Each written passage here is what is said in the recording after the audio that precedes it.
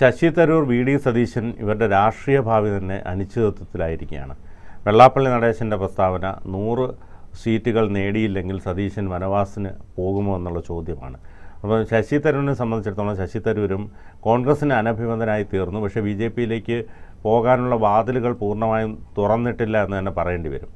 അപ്പോൾ സ്വാഭാവികമായിട്ട് ഇവർ രണ്ടുപേരുടെയും ഭാവി ഏത് തരത്തിലായിരിക്കും?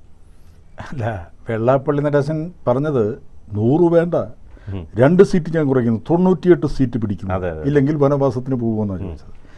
ഉടനെ ആ വെല്ലുവിളി ഏറ്റെടുത്തുകൊണ്ട് വി ഡി സതീശൻ പറയുന്നത്, അങ്ങേര് അതായത് വെള്ളാപ്പള്ളി നടേശൻ ആ ജനറൽ സെക്രട്ടറി സ്ഥാനം രാജിവെക്കണ്ട, പക്ഷേ അങ്ങനെ UDF അധികാരത്തിൽ വന്നില്ലെങ്കിൽ ഞാൻ രാഷ്ട്രീയ വനവാസത്തിന് പോകും.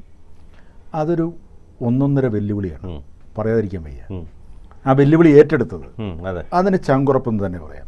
കാരണം രാഷ്ട്രീയക്കാരുടെ വാക്കിന് വലിയ വിലയൊന്നുമില്ല. അത് നമ്മൾ പലരുടെ വാക്കുകളും കണ്ടിട്ടുള്ളതാണ്. ഇപ്പോൾ പറയുന്നത് ഒരാഴ്ച കഴിയുമ്പോൾ മാറ്റി പറയും. പക്ഷേ ഇത് വി ഡി സതീശൻ്റെ ഒരാത്മാഭിമാനത്തിൻ്റെ കാര്യമാണ്. അദ്ദേഹം ആ പറഞ്ഞിരിക്കുന്നത് ഞാൻ മനസ്സിലാക്കുന്നിടത്തോളം നെഞ്ചിൽ കൈവച്ചാണ് പറഞ്ഞിരിക്കുന്നത്. അങ്ങനെ സംഭവിച്ചാൽ UDF അധികാരത്തിൽ വന്നില്ലെങ്കിൽ വി ഡി സതീശൻ രാഷ്ട്രീയം വിട്ടുപോവുകയോ അല്ലെങ്കിൽ ഒതുങ്ങിക്കൂടുകയോ ചെയ്തില്ലെങ്കിൽ ഞാൻ ജനങ്ങളെ കൂട്ടി പ്രക്ഷോഭത്തിനിറങ്ങും.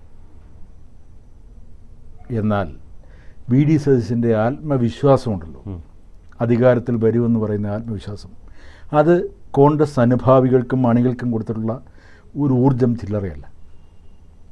പിന്നെ വെള്ളാപ്പള്ളി നടേശൻ പറയുന്നതിന് വലിയ കാര്യങ്ങളില്ല. ഇനിയിപ്പോൾ UDF അധികാരത്തിൽ വന്നാൽ 98 സീറ്റ് കിട്ടിയില്ലെങ്കിൽ ഇയാൾ പറയും ഞാനിതിന് രാജിവെക്കണം. 98 സീറ്റ് കിട്ടിയില്ലല്ലോ, 97 കിട്ടിയത്. ഞാൻ പറഞ്ഞു 98 സീറ്റ് കിട്ടിയാൽ ഞാൻ വേണമെങ്കിൽ ജനറൽ സെക്രട്ടറി സ്ഥാനം രാജിവെക്കാമെന്നാണ് പറഞ്ഞിരിക്കുന്നത് എന്നാണ് പറഞ്ഞെന്ന് പറഞ്ഞ് അയാൾ കൈ കഴുകും. 88 വയസ്സായ വെള്ളാപ്പള്ളി നടേശൻ മരിക്കുന്നത് ആ കസേരയിൽ ഇരുന്നുകൊണ്ട് തന്നെയായിരിക്കും. അവിടെ ഒന്ന് രാജിവെച്ച് പോവുകയോ മറ്റൊരാളെ അവിടേക്ക് കൊണ്ടുവരാനോ അയാൾ തയ്യാറാവില്ല. അങ്ങനെ ഉണ്ടായിരുന്നെങ്കിൽ അത് പണ്ടേ നടക്കേണ്ടതാണ്. അവിടെ ബൈലോ വരെ അമെൻഡ് ചെയ്ത് പുള്ളിക്ക് അനുഗുണമായ രീതിയിലെല്ലാം ആക്കി വെച്ചിരിക്കുന്നു. അതിനുശേഷം മകനുമായിരിക്കാം, ഒരുപക്ഷെ അതിനുശേഷം മകനായിരിക്കാം. ഇനിയിപ്പോൾ അതിനുശേഷം ആര് വന്നാലും അദ്ദേഹത്തിന് പ്രശ്നമല്ലല്ലോ, കാരണം അദ്ദേഹം കാണുന്നില്ലല്ലോ. എനിവേ എന്തായാലും അത് വി ഡി സതീശൻ ആ ചങ്കൂറ്റത്തോടെ അത് ഏറ്റെടുത്തിരിക്കുന്നു. വി ഡി സതീശൻ്റെ ഉത്തരവാദിത്തമാണ് ഇനി UDFനെ അധികാരത്തിൽ കൊണ്ടുവരേണ്ടത്. അതുകൊണ്ട് തന്നെ അങ്ങനെ ഒരു ചങ്കൂറ്റത്തോടെ അത് ഏറ്റെടുത്തപ്പോൾ അതിന് വേറൊരു കാര്യം കൂടെ ഉണ്ട്. വി ഡി സതീശനാണ് മുഖ്യമന്ത്രി എന്ന് ഉറപ്പിക്കുകയാണ് അവിടെ. കാരണം ഇനി UDFനെ അധികാരത്തിൽ കൊണ്ടുവരികയാണെങ്കിൽ അതിൻ്റെ പിന്നാമ്പുറ കളികൾ മുഴുവൻ കളിക്കുന്നത് വി ഡി സതീശനാണ് എന്ന് ഉറപ്പിക്കുകയാണല്ലോ. അതെ, അതുകൊണ്ട് തന്നെ വി ഡി സതീശൻ മുഖ്യമന്ത്രി, കാരണം 5-6 പേരിങ്ങനെ മുഖ്യമന്ത്രി സ്ഥാനത്തേക്ക് നിൽക്കുകയാണ് എന്ന് പറയുന്നിടത്ത് ഇനി മാറ്റമൊന്നുമില്ല, വി ഡി സതീശൻ തന്നെയാണ് മുഖ്യമന്ത്രി എന്നുറപ്പിക്കുന്ന തരത്തിലാണ് ആ വെല്ലുവിളി ഏറ്റെടുത്തതിലൂടെ വി ഡി സതീശൻ പൊതുസമൂഹത്തിന് മുന്നിൽ പൊതുമണ്ഡലത്തിലേക്ക് അഴിച്ചുവിട്ടിരിക്കുന്ന ഒരു കാര്യം. ഇനി ശശി തരൂരിൻ്റെ അനിശ്ചിതത്വം, അത് ഞാൻ പറഞ്ഞില്ലേ, ഒരു വലിയ കൊടുങ്കാറ്റിന് മുമ്പുള്ള അല്ലെങ്കിൽ ഒരു സുനാമിക്ക് മുമ്പുള്ള ഒരു ശാന്തതയായിട്ടാണ് എനിക്ക് തോന്നുന്നത്. എന്താണ് സംഭവിക്കുക എന്ന് ഒരു രാഷ്ട്രീയ നിരീക്ഷകനും പറയാൻ പറ്റാത്ത കാര്യം. കാരണം മറ്റൊരാളുടെ മനസ്സ് വായിക്കാൻ, അതിന് മൈൻഡ് റീഡിംഗ് എന്ന് പറയുന്ന ഒരു കാര്യമൊന്നുമില്ലല്ലോ.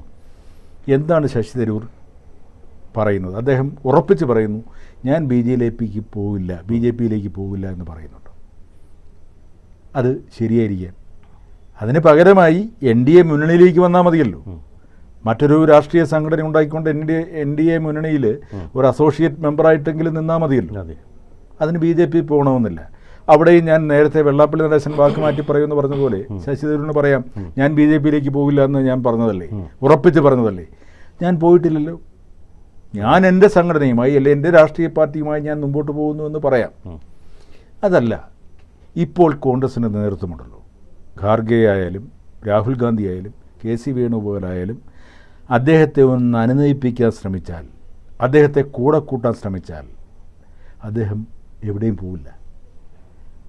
കാരണം അദ്ദേഹത്തിന് എല്ലാ ബഹുമതികളും, രാഷ്ട്രീയത്തിലെ എല്ലാ ബഹുമതികളും കിട്ടിയത് കോൺഗ്രസിൽ നിന്നാണ്.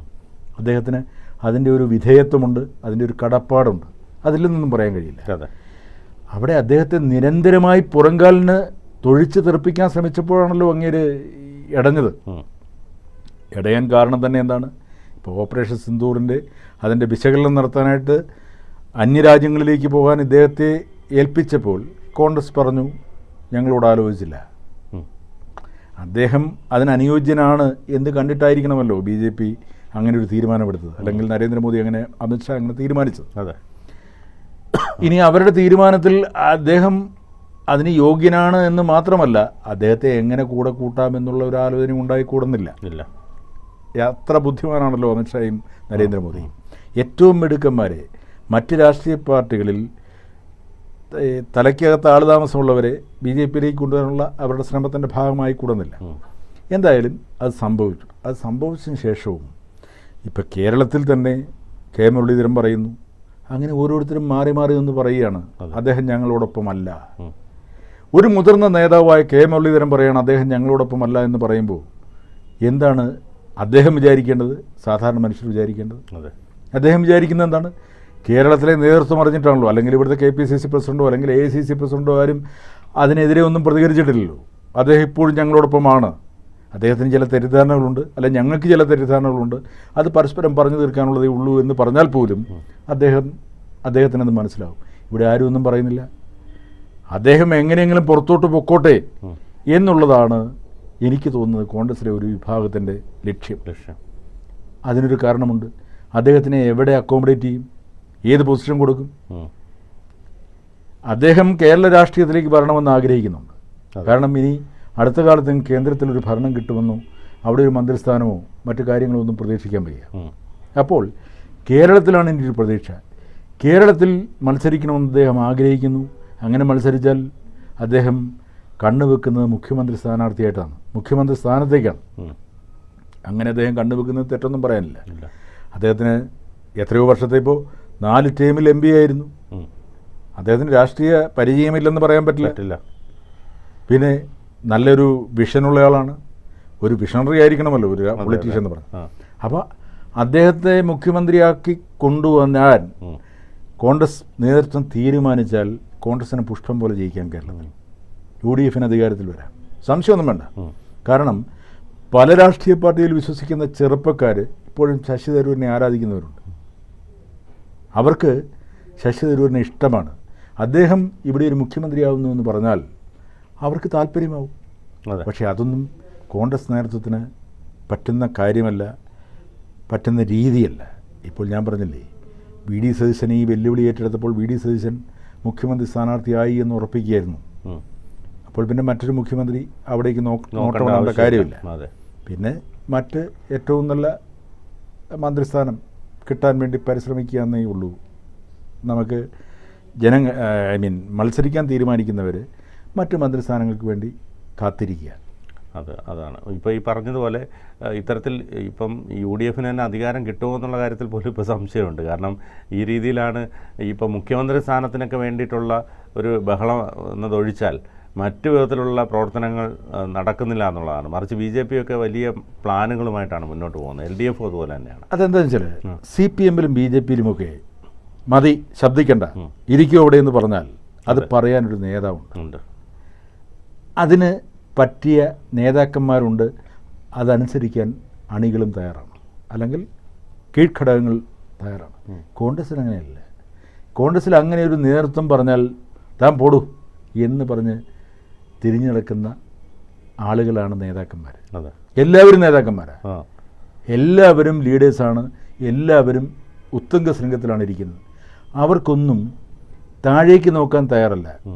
ഒരാൾ മറ്റൊരാളെ അംഗീകരിക്കുക എന്ന് പറയുന്നത് അവർക്ക് ബുദ്ധിമുട്ടാണ്. ഞാൻ എപ്പോഴും പറയും, ഞണ്ട് ശാസ്ത്രം എന്ന് പറയുന്നൊരു ശാസ്ത്രമുണ്ട്. ഞണ്ടിനെ പിടിച്ച് വലിക്കുക. ഒരു കുടത്തിൽ ഞണ്ടുകളെ ഇട്ടാൽ ഒരെണ്ണം കയറാൻ ശ്രമിക്കുമ്പോൾ അടുത്തത് അതിൻ്റെ കാലിൽ പിടിച്ച് വലിക്കും. ആ ഞണ്ട് ശാസ്ത്രം ശരിക്കും പ്രവർത്തിക്കുന്നത് കോൺഗ്രസ്സിലാണ്. എല്ലാ നേതാക്കന്മാരും പരസ്പരം കാണുമ്പോൾ ശരിക്കും കെട്ടിപ്പിടിക്കും, പക്ഷേ ഉള്ളിൽ എങ്ങനെ പാര വെക്കാം, എങ്ങനെ കാല് വാരാം എന്നുള്ളതാണ് അവരുടെ ലക്ഷ്യം. അതവരുടെ, ഞാൻ പറഞ്ഞില്ലേ, അത് ജന്മന ഉള്ളതാണ്. കോൺഗ്രസ്സുകാർക്ക് അങ്ങനെയാണ്. പക്ഷേ പണ്ട് കാലത്ത് കുറച്ച് കാലം മുമ്പ് വരെ കേരളത്തിലെ ജനങ്ങൾക്ക് UDF അല്ലെങ്കിൽ LDF എന്ന് പറയുന്ന ഒരവസ്ഥയേ ഉണ്ടായിരുന്നുള്ളൂ, അതേ പറ്റുമായിരുന്നുള്ളൂ. പക്ഷേ ഇന്നതല്ല. ഇന്ന് മൂന്നാം മുന്നണി വരുന്നു, BJP വരുന്നു. അവർക്ക് ഒരു ചോയ്സ് കൂടെ ഉണ്ട്, ഒരു ഓപ്ഷൻ കൂടെ ഉണ്ട്. അത് കോൺഗ്രസ് മനസ്സിലാക്കിയാൽ കൊള്ളാം, കോൺഗ്രസ് നേതൃത്വം മനസ്സിലാക്കിയാൽ കൊള്ളാം. പടലപ്പിണക്കങ്ങൾ മാറ്റിവെച്ച് ഒറ്റക്കെട്ടായി നിന്ന് കേരളത്തെ കണക്കിടയിൽ നിന്ന് രക്ഷിക്കുമെന്ന് ജനങ്ങൾക്ക് വാക്കുകൊടുത്തുകൊണ്ട് ജനങ്ങൾക്ക് വേണ്ടി പ്രവർത്തിക്കുന്ന മന്ത്രിസഭയോ അധികാര കേന്ദ്രങ്ങളോ ആയിരിക്കും കേരളത്തിലുണ്ടാവുക എന്ന് വാക്ക് കൊടുത്താൽ കോൺഗ്രസ്സിന് അല്ലെങ്കിൽ UDFന് ഇനിയും ഒരു ചാൻസ് ഉണ്ട്. അത് മുൻകൂർ കൊടുക്കണം, ജനങ്ങളെ വിശ്വാസത്തിലെടുക്കണം. അതിന് കഴിയുന്ന നേതാക്കളായിരിക്കണം. നിങ്ങൾ ചിന്തിക്കുക, അതനുസരിച്ച് പ്രവർത്തിക്കുക. അപ്പോൾ വോട്ടേഴ്സ് തീരുമാനിക്കും ഞങ്ങൾ എന്ത് ചെയ്യണമെന്ന്. കൂടുതൽ വാർത്തകളും വിശേഷങ്ങളും നിങ്ങളിലേക്ക് എത്താൻ ABC മലയാളം സബ്സ്ക്രൈബ് ചെയ്യുക, ബെൽ ബട്ടണും അമർത്തുക.